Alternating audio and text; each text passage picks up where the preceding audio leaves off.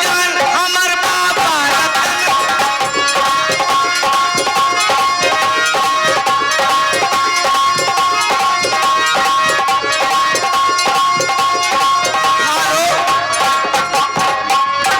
ताके धर्मेंद्र सिपाही और पंकज भाई की तरफ से 11 रुपए का पुरस्कार सोहर फरमाइश। हर कहाँ बोले पापी ते पापी हारा यार कहाँ पे आली को यार कहाँ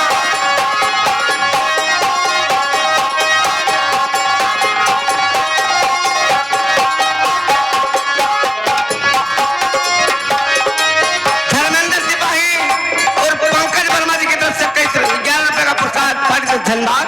हेलो क्रांति फिल्म का गाना का अरे हुस्न हाजिर है मोहब्बत की सजा।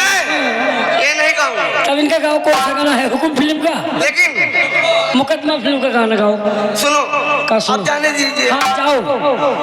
हुस्न हाजिर है मोहब्बत की सजा पाने को कोई पत्थर से हो कोई पत्थर से न मारे मेरे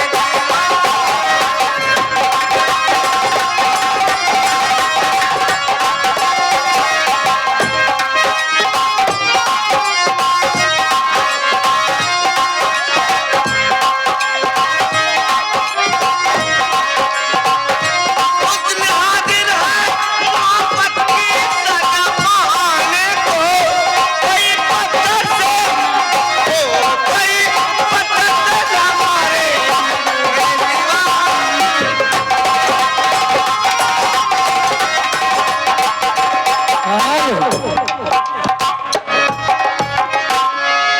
अब आपका गाना मैं गाऊंगा, हाथ नहीं मिलाऊंगा। काहे काहे हमारे जीजा जी हो, आप कहना है।